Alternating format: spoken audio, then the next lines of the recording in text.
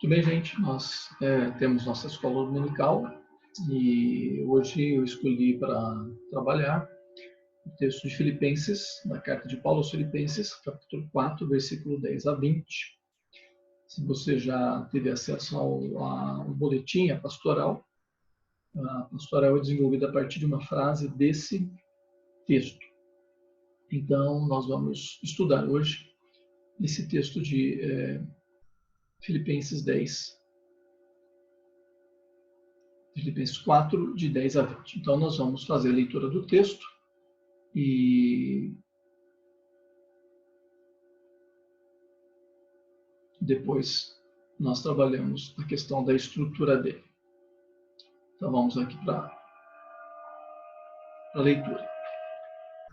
Alegrei-me sobremaneira no Senhor, porque agora, uma vez mais, renovastes a meu favor o vosso cuidado, o qual também já tinhais antes, mas vos faltava oportunidade. Digo isto não por causa da pobreza, porque aprendi a viver contente em toda e qualquer situação. Tanto sei estar humilhado, como também ser honrado. De tudo e em todas as coisas, de tudo e em todas as circunstâncias, já tenho experiência, tanto de fartura como de fome, assim de abundância como de escassez. Tudo posso naquele que me fortalece.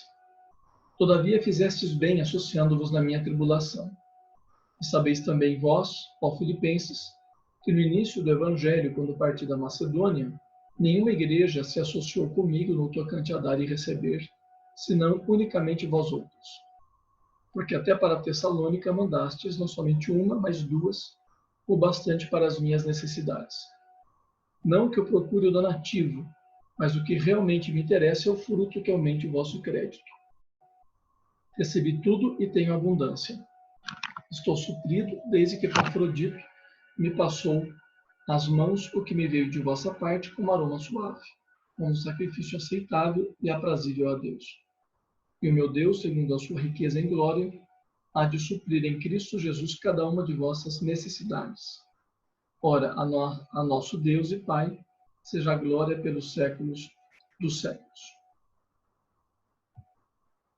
Então, vejam só, nós temos como praticamente o último texto dessa carta, esse texto aqui de Paulo, onde ele conversa com os filipenses acerca de uma situação bastante específica. Ele está preso, e a gente não sabe exatamente, ele pode estar preso em Roma ou em Éfeso, e os filipenses estão na cidade de Filipos. Então, Paulo está agradecendo porque eles mandaram mantimentos para ele, e ele então está agradecendo. E esse texto então vai mostrar o porquê que Paulo está tão alegre e as razões pelas quais ele apresenta essa alegria. Então,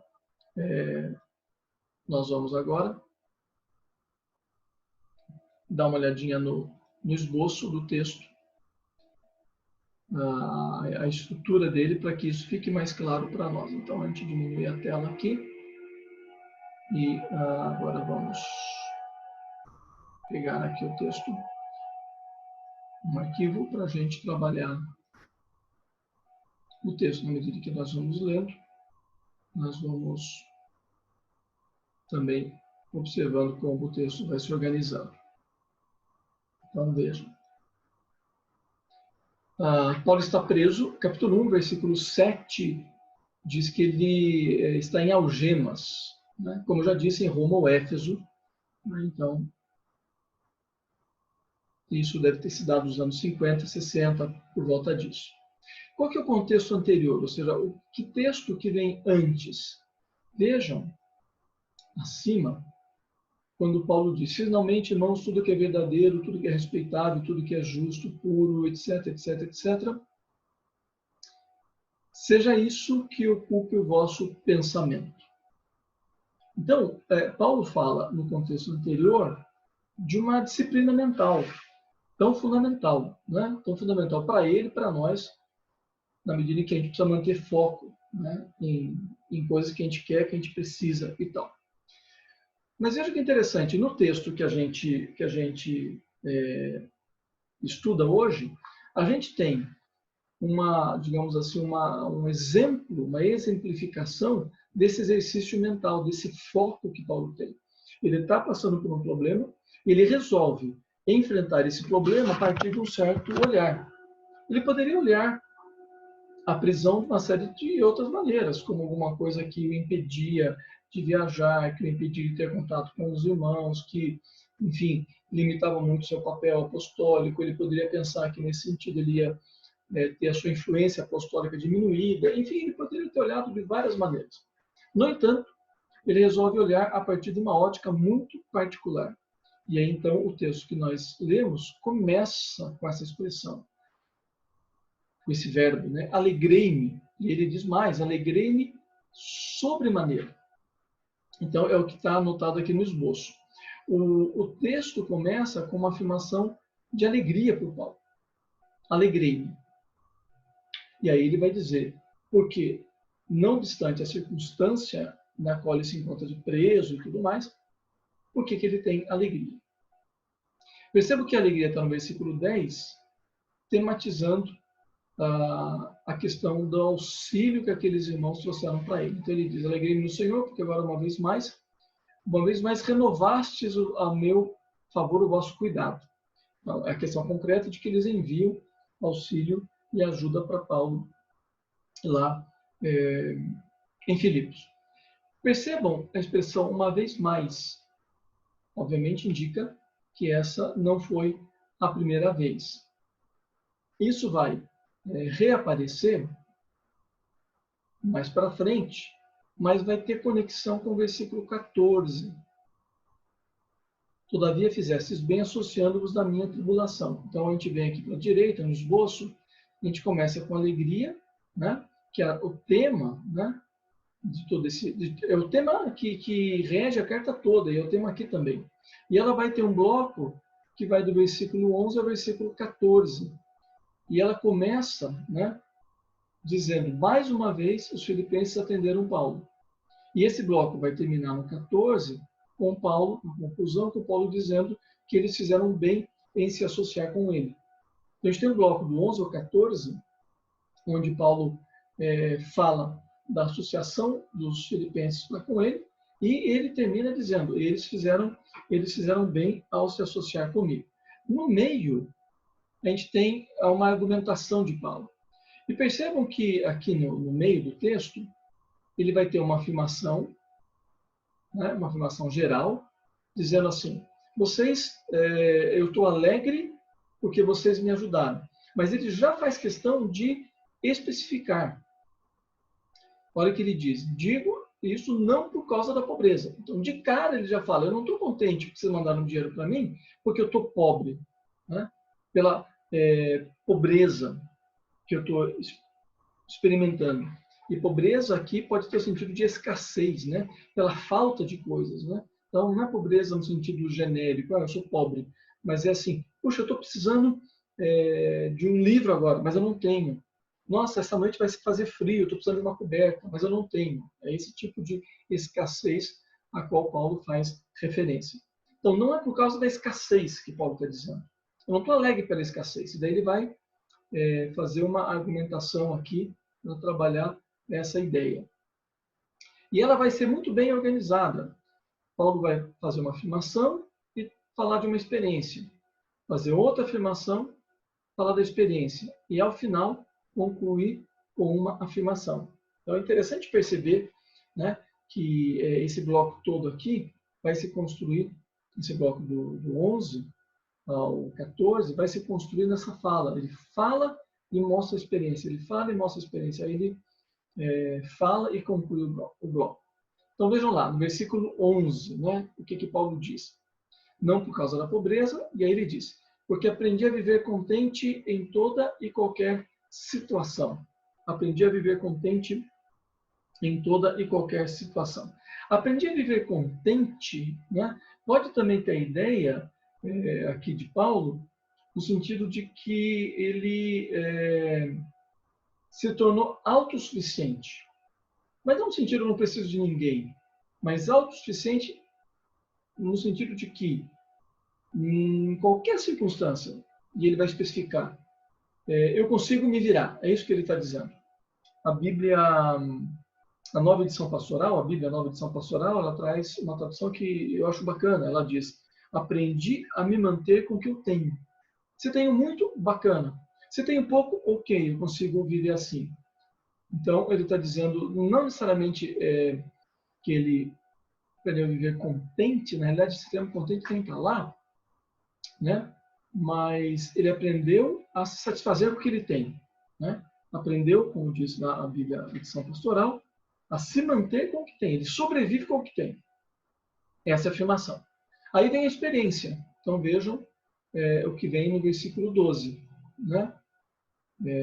Tanto sei estar humilhado como ser honrado, né? Tanto sei estar humilhado, tanto sei estar humilhado como também ser honrado. E ser humilhado, aí tem a ideia de ser rebaixado, né? Que é o que acontece numa humilhação. Quando alguém te humilha, ele te rebaixa, né? A gente fala assim, nossa, me fez beijar o chão, né? Então, ser rebaixado. Ter em abundância, né? É ter muita coisa, né? É ter coisa que faz com que ele sinta-se extremamente bem. Paulo diz, eu aprendi a me virar em qualquer situação. A situação pode ser de humilhação, de ser rebaixamento, e a ideia de humilhação aí tem a ideia muito concreta. Então, digamos, eu tinha um emprego que eu ganhava tanto, e aí eu podia ter carro do ano, eu podia viajar para a Europa, etc.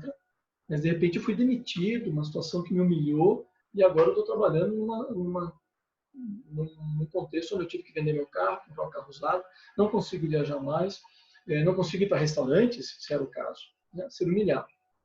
Essa experiência. Mas também ter abundância. Quer dizer, eu me viro tanto quando tem pouco, mas eu também sei me virar quando tem muito. E a ideia de se virar bem quando tem muito é de não exagerar. Mesmo que eu tenha muito, eu continuo conseguindo fazer o que eu acho que eu tenho que fazer. Não é porque eu tenho muito que eu vou gastar muito. Não é essa a ideia. Percebo que daí no versículo 12 vem outra afirmação. De tudo e em todas as circunstâncias já tenho experiência.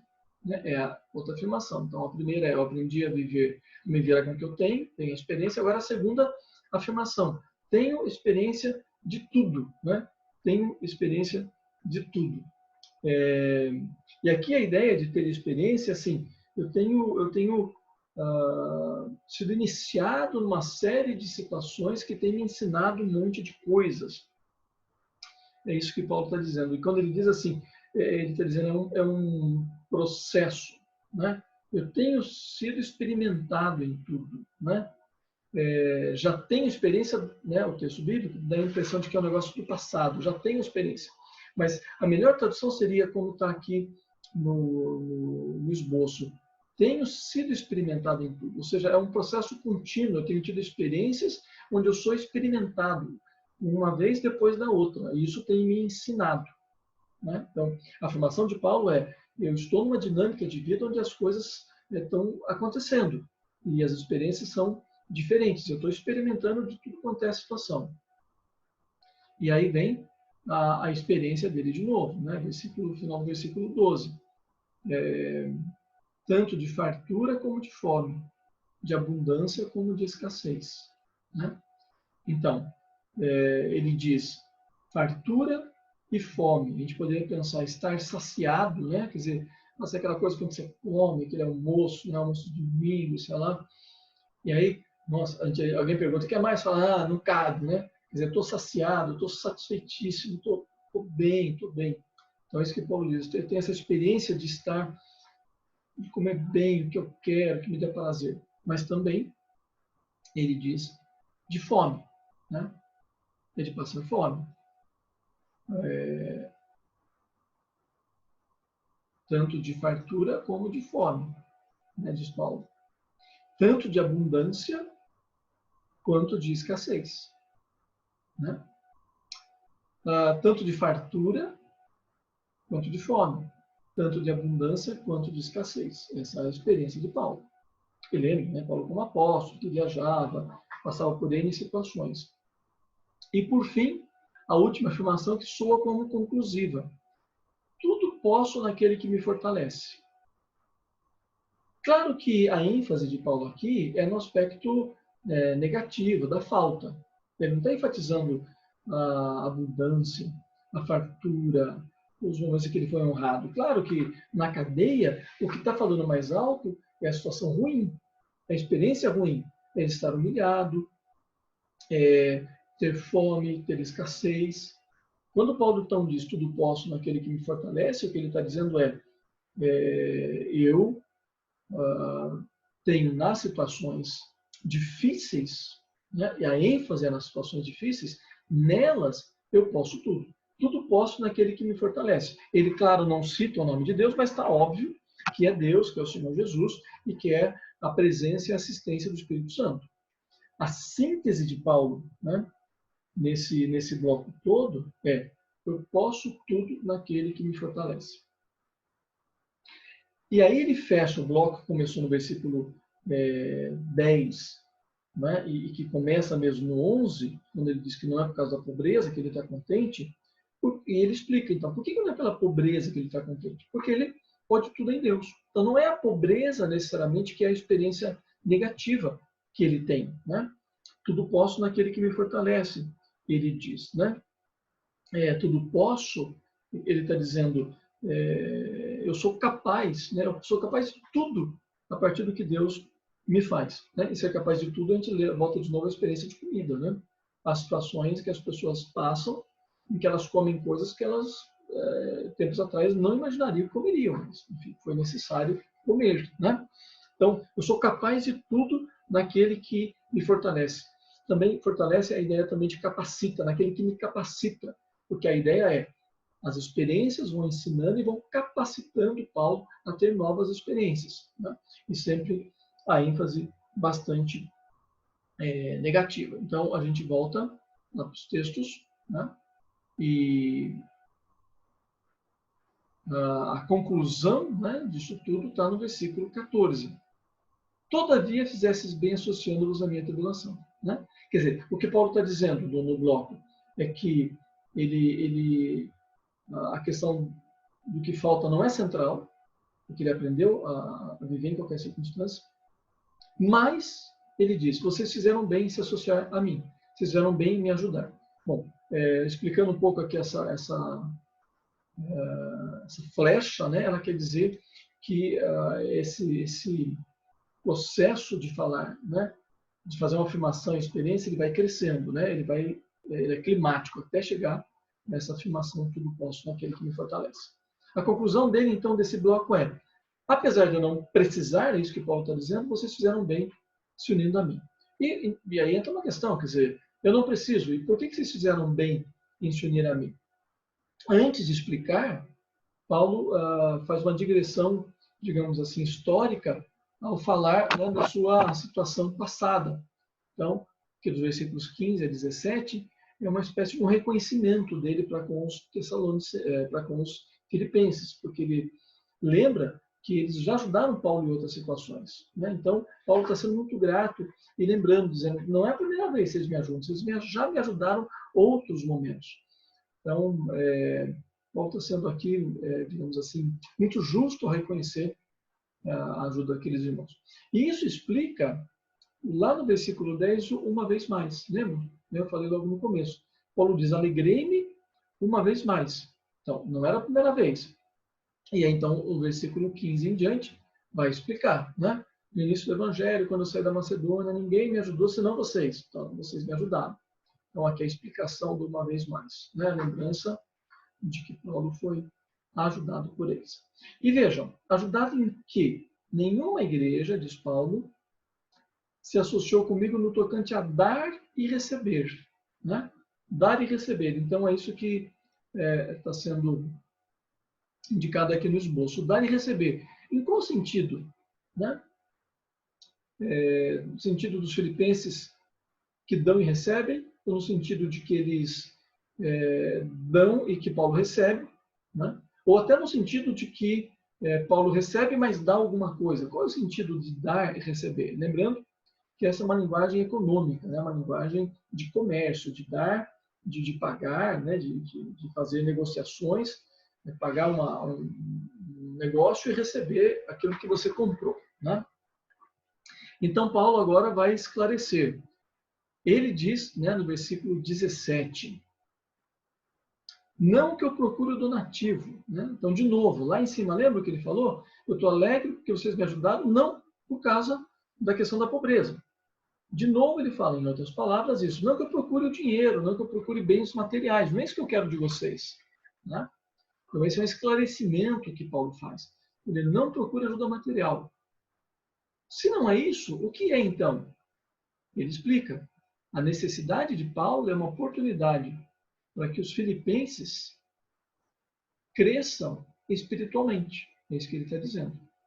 É o fruto que aumente o vosso crédito. Então, versículo 17. Não que eu procure o donativo, mas o que realmente me interessa é o fruto que aumente o vosso crédito. E, de novo, no linguajar econômico aqui, né? Crédito, né? Mas é óbvio que Paulo está usando de uma linguagem figurada para falar o que me interessa é que a ação de vocês manifeste a espiritualidade, a maturidade cristã, e isso traga frutos, isso traga bênçãos para vocês. É isso que Paulo está dizendo. Então, o que Paulo disse lá no primeiro bloco agora é explicitado. O objetivo de Paulo, e por isso que ele não fica chateado de ser ajudado e tal, é que ele enxerga claramente que a oportunidade dos filipenses ajudarem a ele era uma maneira deles crescerem espiritualmente e exercitarem a fé deles. Na sequência vem os versículos 18 e 19, nos quais Paulo presta um relatório dessa ajuda. Veja o que ele diz. Eles ajudaram, já mandaram que estavam ajudando para Paulo, e Paulo escreve agora agradecendo. Recebi tudo e tenho abundância, estou suprido, desde que Epafrodito me passou as mãos, o que me veio da vossa parte, como aroma suave, como sacrifício aceitável e aprazível a Deus. E aí ele conclui dizendo, e o meu Deus, segundo a sua riqueza em glória, há de suprir em Cristo Jesus cada uma das vossas necessidades. Então Paulo está dizendo, eu estou suprido, eu tenho abundância. Esse é o motivo da alegria dele, né? Eles ajudaram, deram o que ele precisava. Mesmo na cadeia ele está bem. E vejam agora um aprofundamento que Paulo traz, né? Ele diz, recebi tudo, estou suprido, e o que vocês me mandaram, diz, ele me veio de vossa parte como aroma suave, como sacrifício aceitável e aprazível a Deus. Paulo está comparando essa ajuda material que os filipenses mandam para ele como um sacrifício. A linguagem é toda uma linguagem do Antigo Testamento, dos animais que eram sacrificados. Um sacrifício aceitável, agradável a Deus, né? Um aroma suave, um cheiro, né? que é agradável a Deus do sacrifício. Olhem o que Paulo está dizendo. E ele está completando a ideia anterior. Ele disse anteriormente, a ajuda de vocês traz crescimento espiritual para vocês. E a ajuda de vocês traz, da parte de Deus, alegria. A ajuda de vocês é recebida por Deus como um sacrifício. Olha que interessante, né? E claro que tem a ligação material, porque no Antigo Testamento todo sacrifício implicava num gasto. Então, você ia sacrificar um animal, você tinha que comprar esse animal e você tinha que sacrificá-lo. Então, você gastava alguma coisa. Por isso que ele usa essa linguagem do sacrifício para falar do desembolso, né, de valores. Eles tiveram que comprar coisas para dar para Paulo. A ênfase é, se aumentar o crédito e crescimento espiritual para eles, o sacrifício aceitável e aprazível é como Deus vê essa oferta. Vê de forma espiritual. Né? Então, ela é de bem material, mas Deus a vê de forma espiritual. Então, esse é o crédito do qual Paulo falou no versículo 17. E olhem que bonito, né, no versículo 19, o que Paulo diz. E o meu Deus, segundo a sua riqueza, né? Então, veja, está falando em dinheiro, em bens, então Deus é rico. Meu Deus, segundo a sua riqueza em glória, há de suprir cada uma das vossas necessidades. Que lindo, né? Porque o fato dos filipenses ajudarem, a gente não sabe exatamente como era a situação econômica deles, mas o fato dos filipenses ajudarem não significa necessariamente que eles eram ricos, que eles eram abastados, que, enfim, eles estavam dando do que sobrava. A fala de Paulo pode ajudar a pensar o oposto. Paulo está dizendo, meu Deus há de suprir a cada uma das vossas necessidades. É provável que eles tivessem necessidades, elas também poderiam ser necessidades materiais. Se for esse o sentido, a necessidade material não os impediu de, no pouco que eles tinham, ajudar em Paulo. Poderiam ter outras necessidades também. O que Paulo diz é, em todas elas, como vocês me supriram, Deus há de suprir vocês. Essa é uma expressão muito bonita de Paulo, né, nesse texto. E aí Paulo conclui, né, com uma espécie de uma oração, uma doxologia, ao nosso Deus e Pai seja a glória pelos séculos dos séculos. Ou seja, o que Paulo está dizendo é, seja a glória da parte dos filipenses e da parte de Paulo. Da parte dos filipenses que ajudam e da parte de Paulo que é ajudado. Alguém melhor do que alguém? Ah, porque eu ajudei, eu sou melhor do que o que foi ajudado? Ah, porque eu fui ajudado, eu sou inferior do que o que ajudou? Não. Não. Na visão de Paulo, e por decorrência da visão de Deus, são duas partes iguais. As duas partes glorificam a Deus. Uma ajudando, agindo efetivamente. A outra recebendo ajuda, aceitando. E aí implica um tanto de humildade, aceitando ser ajudado. Porque quem é ajudado hoje pode ajudar amanhã. Então, esse é um texto que eu acho belíssimo, porque mesmo falando de coisas muito concretas, que em geral a gente tem um tanto de cuidado para tratar, Paulo dá um tom espiritual, talvez não espiritual, mas dá um tom de profundidade, vinculando essa ação de dar e receber com uma postura diante de Deus. O que recebe é maduro diante de Deus porque aceita receber. O que dá é maduro diante de Deus porque dá do que tem e se sacrifica ajudando o outro. O que recebe é espiritualmente e materialmente abençoado. O que dá se priva um tanto de matéria, mas é abençoado espiritualmente, porque Deus recebe aquilo como um sacrifício espiritual. A conclusão disso me parece óbvia, né, meus queridos irmãos? Nós estamos num momento de crise, uma crise de saúde no primeiro plano. Nós vivemos uma pandemia que afeta todos os países, indiscriminadamente. Afeta todas as pessoas, ricas, pobres, cultas, incultas, idosos, homens, mulheres, jovens, crianças, todos. Mas essa crise de saúde tem desdobramentos, e claro que nós estamos vivendo as tensões dos desdobramentos econômicos, a quarentena, a necessidade do isolamento trouxe sérios problemas, principalmente para trabalhadores de pequenas empresas e pequenos negociantes, donos de pequenos negócios, né, que não têm muito capital de giro ou reservas. Isso é um problema. Isso é um problema. Fora os autônomos, né? Por exemplo, as empregadas domésticas, que nesse momento a maioria não vai trabalhar, porque as pessoas estão em quarentena. Mas há também outros profissionais liberais, né? Que os médicos, por exemplo, e tantos outros, também sofrem as consequências disso. Então, um texto como esse me parece muito relevante para a gente pensar. E a gente precisa pensar como cristão que a gente pode estar numa situação ou na outra. Nós podemos ser aqueles que ajudam, e ajudar é um privilégio para nós. Ajudar é uma atividade cristã. Ajudar é fazer a vontade de Deus. Ajudar é ser enriquecido por Deus. Né? Paulo diz, aumenta o nosso crédito. Né? Não que a gente ganhe coisas diante de Deus, mas revela que nós estamos sintonizados com Deus. Agora, dar nem sempre o que sobra. Dificilmente sobra para a maioria de nós brasileiros. Dar significa deixar de fazer alguma coisa que você faria para que sobre algum dinheiro, enfim, algum gênero alimentício para você ajudar. É isso que esse texto nos exorta. Por outro lado, receber ajuda. Às vezes nós precisamos, mas somos orgulhosos e não revelamos, não manifestamos, sofremos na nossa solidão, porque, enfim, achamos que seremos humilhados se formos ajudados. E não é assim. Nós temos que ser cristãos o suficiente para entendermos que se estamos num momento, como Paulo, de pobreza, precisamos ser ajudados como Paulo foi e precisamos receber como Paulo recebeu ajuda. Ajudando ou sendo ajudado, nós temos o nosso compromisso cristão. Então, queridos, sejamos sensíveis àqueles que podem estar precisando, que estão ao nosso lado. Podem ser familiares, amigos, vizinhos, irmãos da igreja.